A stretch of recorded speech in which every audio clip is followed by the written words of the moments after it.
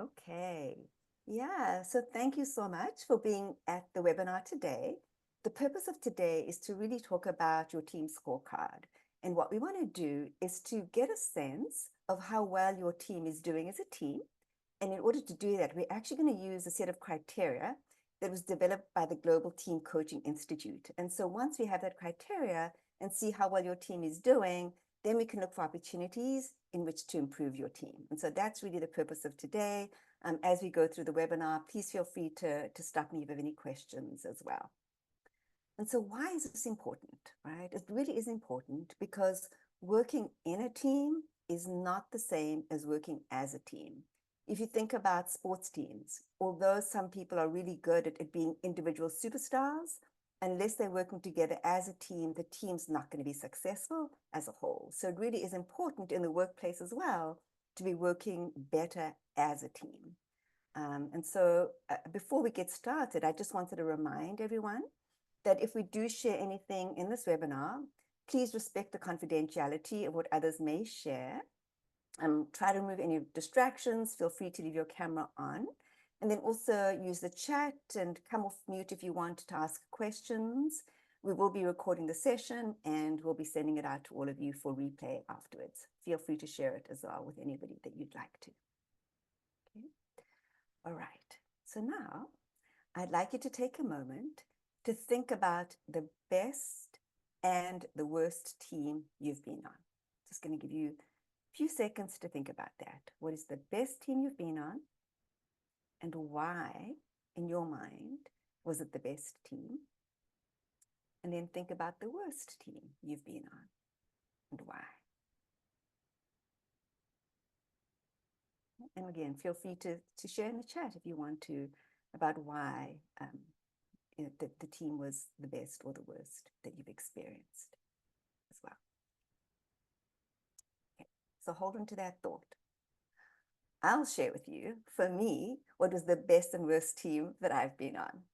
So for me, the best team that I was on was actually the very first time I became a manager, and we actually had to rewrite a system that had been around for ages, and we now had to redo it in a new technology. And the reason why I think it really worked out well is because we definitely had a shared purpose, and every single person on the team knew what their role was. There were no egos. We all knew that if we were going to be successful in doing this, we had to support each other. And I also felt that everybody in the team was way smarter than I was. And so really wanted to make sure that I could tap into not only individual strengths, but also collective strengths.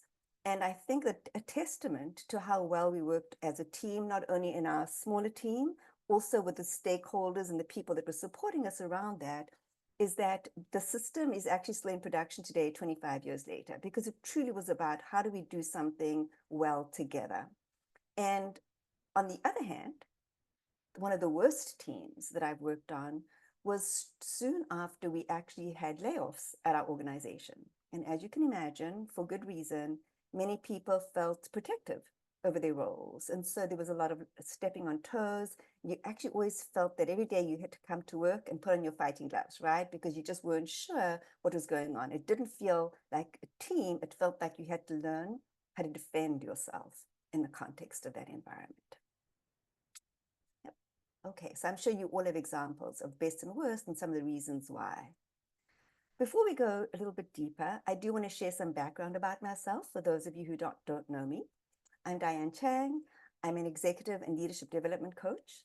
I started my career many years ago as a software developer, working for a software development company. I worked for them for 6 years in South Africa, and then I worked for them for another 6 years in the United States when we immigrated here over 30 years ago. I eventually landed up working for one of our companies that's a privately held investment management company in California. And there I grew my most. I grew from an individual contributor to a senior manager, managing a team of about 60 people onshore and offshore. I worked there for 16 years, and I can truly say that it was one of the most enriching experiences in my life. And then I moved to New York, and I did some project management for a while, and then very quickly realized that I missed the people development aspect of being a people manager. And so in 2014, decided I wanted to be a coach. I got my certification in 2015, have started doing it part-time. And now I'm doing it full time and I love it. It's something that I never want to retire from. Some of you on the call know that. You know how passionate I am about this.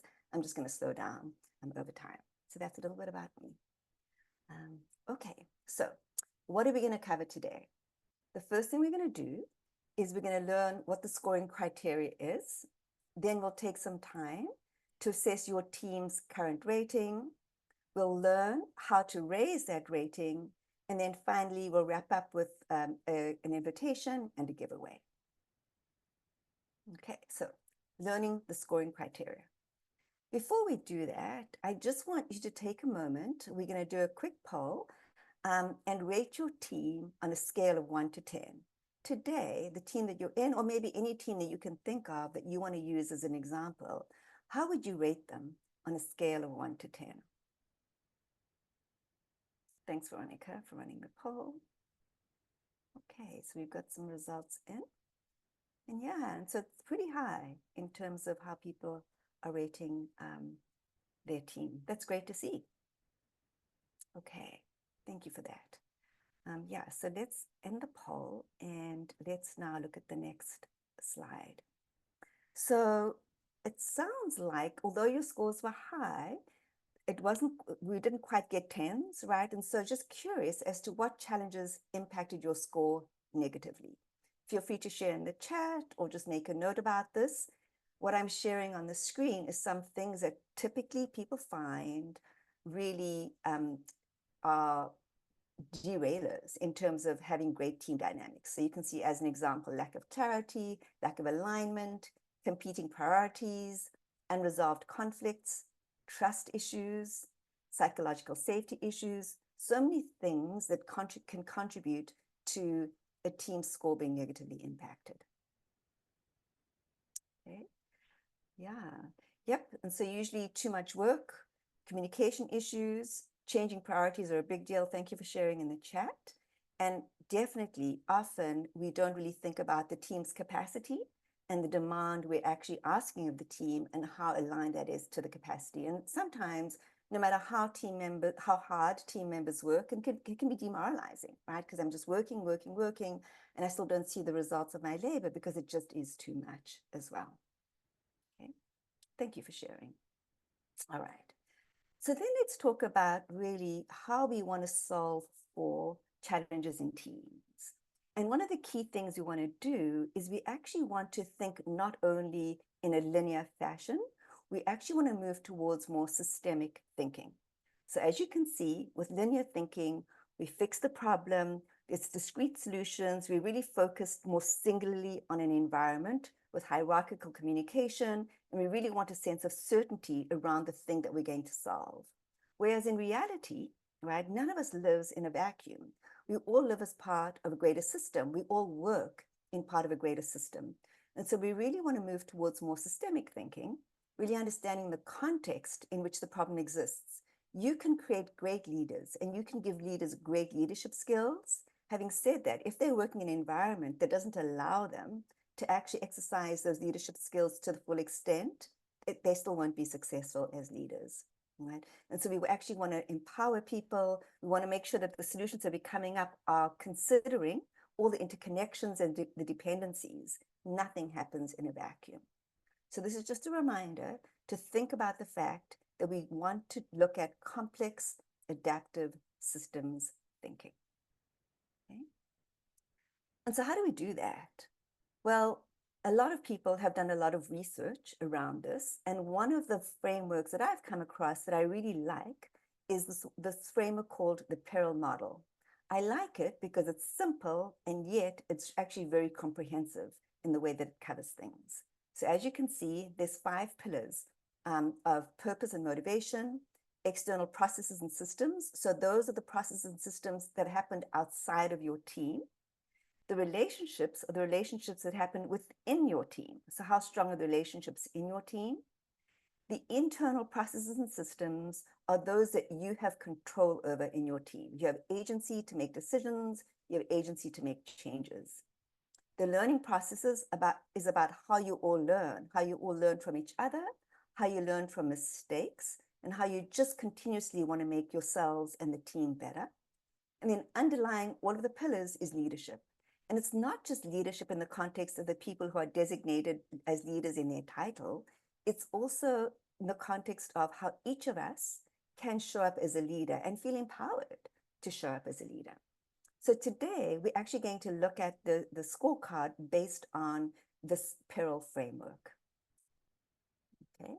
All right. So now let's move on to the next section. We want to assess your team's current rating. Right. So before the webinar, I did send everyone a template. So hopefully you all have that in front of you. And it just is a way for you to really look at these dimensions that we spoke about under the Perel model and allow you to have something against which to do your self-assessment. Okay. So just by way of example, I want to show you an assessment that I've done with one team. And it was an interesting thing that we did. We actually did this assessment through interviews, as well as through sending out assessments that people could respond to anonymously. And these are the results. So as an example, you'll see that under purpose and motivation, the team actually felt really good that on a day-to-day basis, they knew what they wanted to do. The part that really needed work was the big picture. They actually didn't feel that leadership had provided the long-term strategy and strategic goals. What were they going to be doing in the next 12 to 24 months from a purpose and motivation perspective? The external facing systems, there was definitely area for improvement. This, along with learning, were the two lowest areas in which they scored. So while the one-on-one relationships with the stakeholders were good, they really didn't think that they were aligned with the stakeholders. Something that was really going really well on the team was how they interacted with each other. Having said that, they still had a hard time giving each other feedback. They had a hard time with difficult and constructive conversations. The internal facing systems had some work to be done. And so they had to look at what needed to be done in that area. They felt that they could still learn a little bit more and actually get more formal opportunities to learn and grow.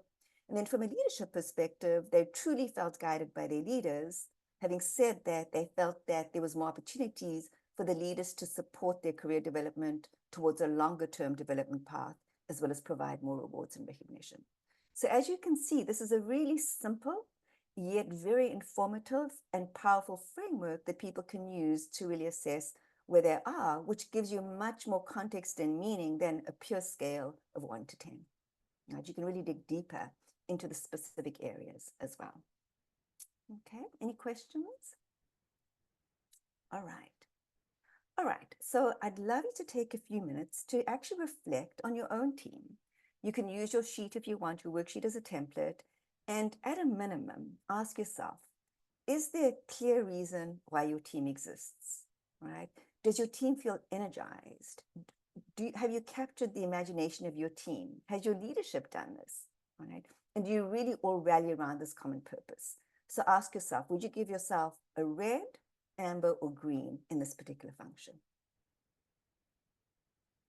Okay. All right.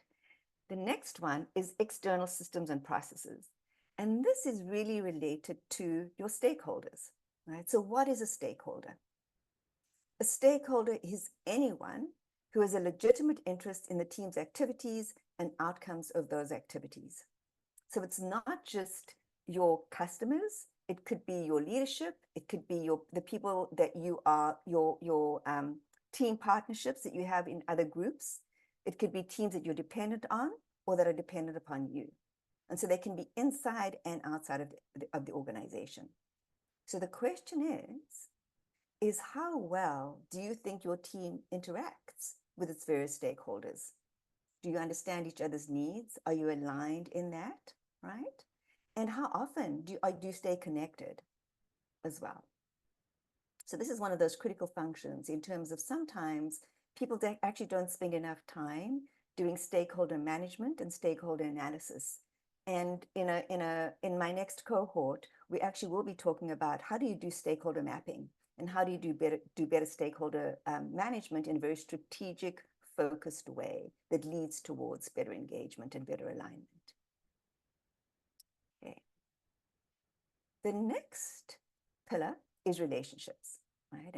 And remember, this is relationships within the team. Do the team members trust and respect each other?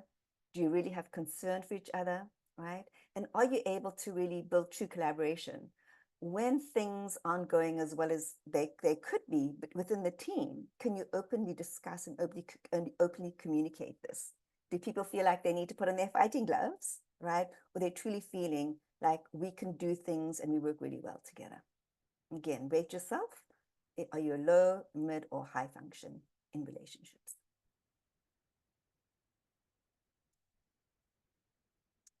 The next one is internal processes and systems. And this again, as a reminder, it's how well your team works in the context of what is in your control, right? Are you balancing accountability and autonomy? How agile are you? How well does the decision-making process work in your team? Again, low, medium, or high function. Okay. And then learning processes.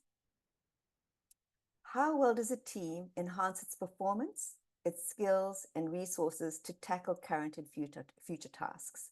And one of the comments earlier was, how does the team manage capacity, right? In terms of, is there too much work to be done? And so when there's too much work to be done, how do we actually manage the capacity of the team? How do we figure out how to bring visibility to our stakeholders on the mismatch between capacity and demand? And how do we learn how to do that efficiently? I have one example about learning processes from the team that I mentioned earlier. I didn't mention, the reason why the cow was in the picture is we had a mascot, and the mascot was called Doris the cow. And we had a lot of fun talking about Doris and the cow, and it really was a way to bring joy and levity into a project that was really, really profound and deep in terms of the things that we needed to accomplish with it. And on this particular project, someone was moving from the business environment into the technology team. And they were moving from a business analyst role to a business systems analyst role. And so the S, right, in the business systems analyst role really meant that they needed to become more and more technical than they really were. And so I asked the technical people on the team to please do whatever they could to engage in helping this individual learn as much as they could about systems, how to architect systems, how to think about systems, what makes good systems design, so that as they were growing from a business analyst to business systems analyst, they could truly gain from the experience of those around them, either existing business systems analysts or people that they were going to be working with. And what happened is, after I made the request of this team with this particular individual, the next morning we came into the office and her desk was just filled with rows and rows of books. Everyone just like piled books onto her desk as a joke. Having said that, it was really clear that each and every one of them was going to be there to support and help her through her growth. And it was really, really a fun thing to see as well. Okay. And then leadership, right? How do the leadership qualities and behaviors impact the team? And again, it's not just about you as a leader or your immediate manager as a leader or the leadership above that. It really is around collective leadership and everyone feeling that they have a sense of agency to make decisions, right? And one of the things that I remember that one of our leaders told us is that we always have a voice. So even though we might not have a choice, we will always have a voice. And that was really, really empowering to know that we had a voice. And so maybe the decision wasn't ours to make. Having said that, they really did value the information that we provided in the context of making decisions. Right?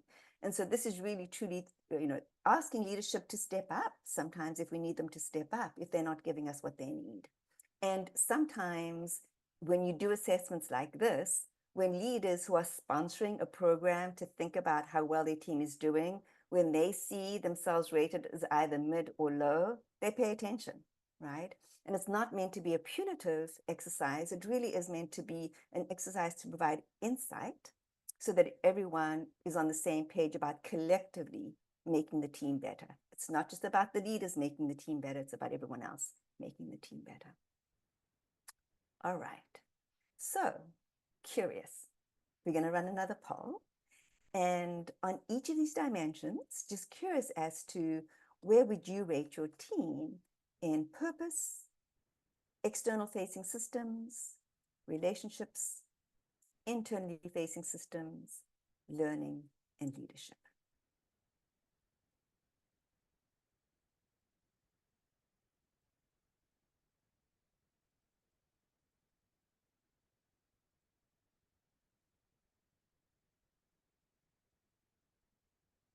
give people some time to enter into the poll. We'll leave it up for a little while.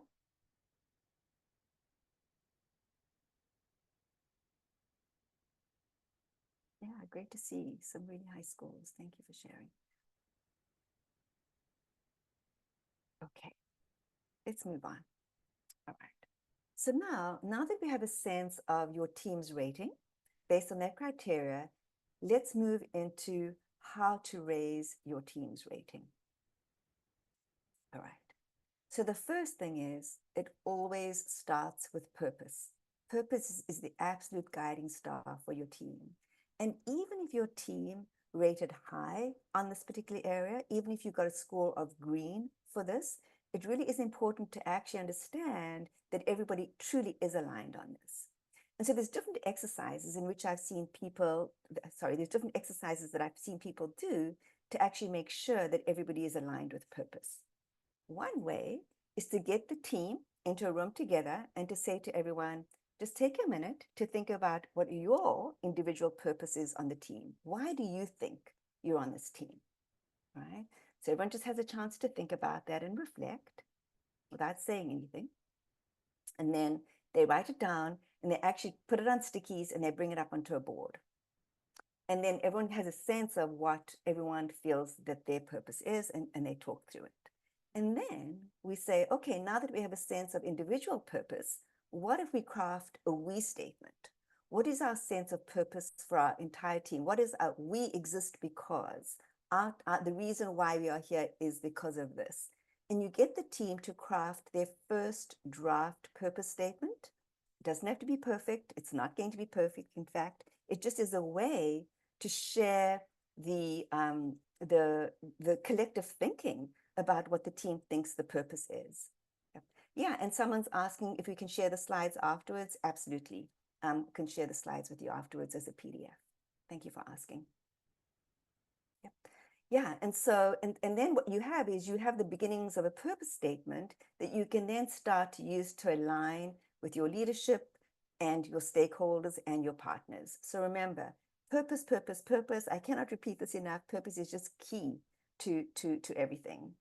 And I'll give you an example of my own purpose and the difference between a purpose of an entrepreneur, right, versus the purpose of someone like myself who's not doing coaching because of making money. So my personal purpose, right, is to actually to help people to be successful individually, personally and professionally, right?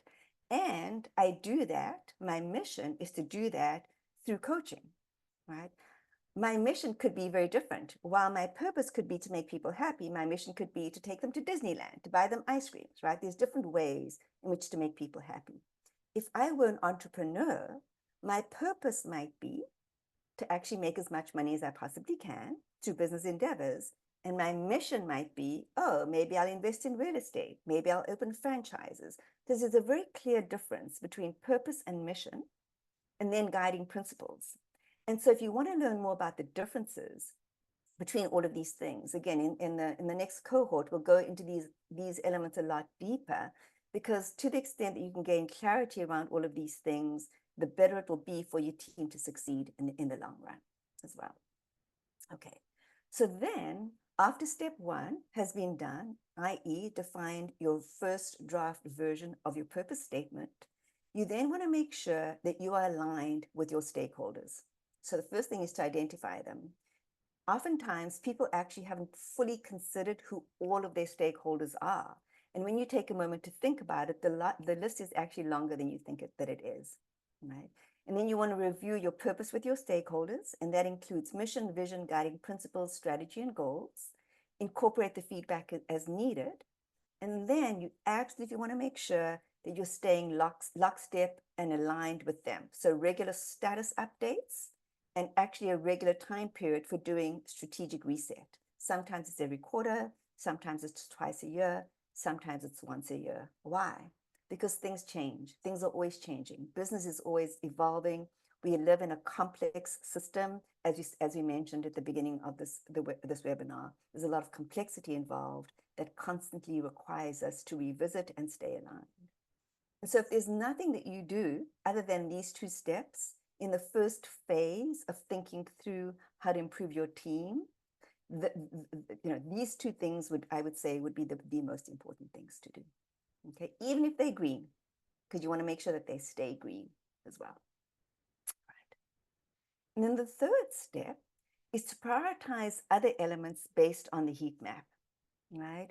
And so, and the interesting thing is just because something is red doesn't necessarily mean that it's going to be the highest priority for your team.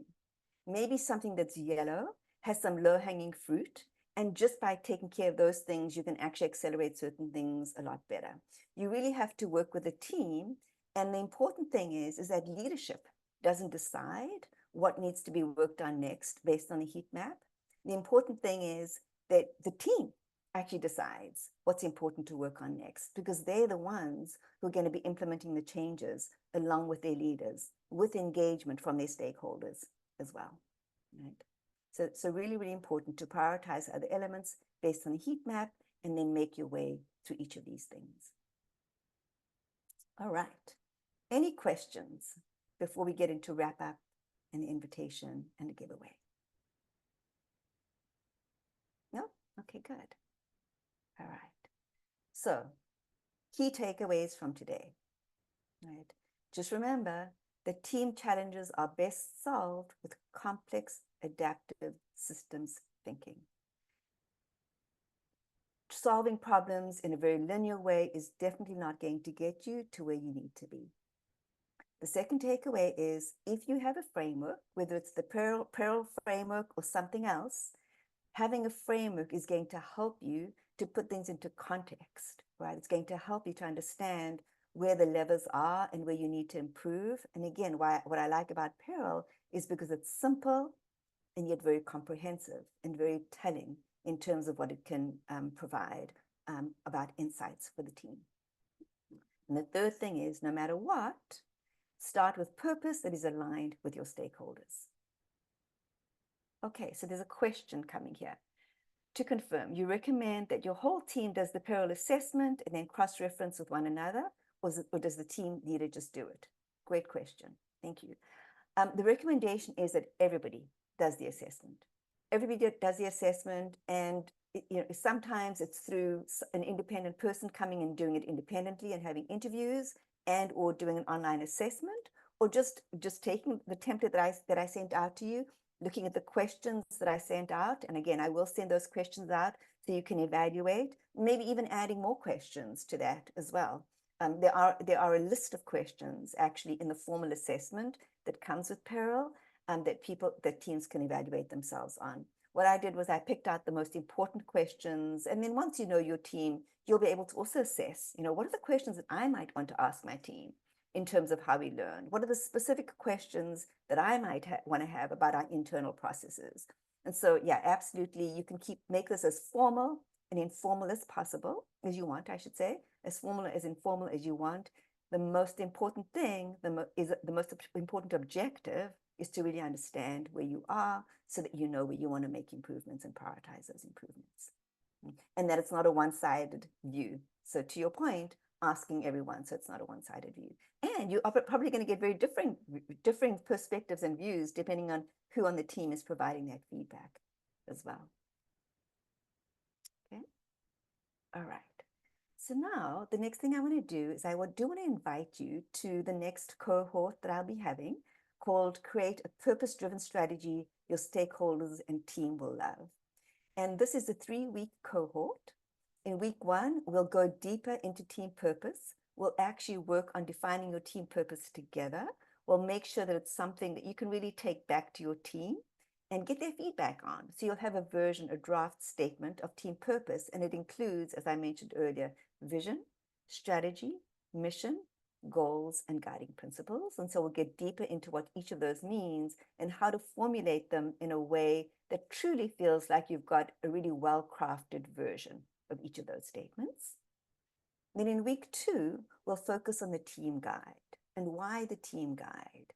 The team guide is designed to make sure that in the day-to-day operations of the team is actually aligned to whatever you came up with in week 1, right? So you want to make sure that whatever you've defined here and whatever's happening on day to day, that you truly are working towards alignment of day-to-day strategy and execution.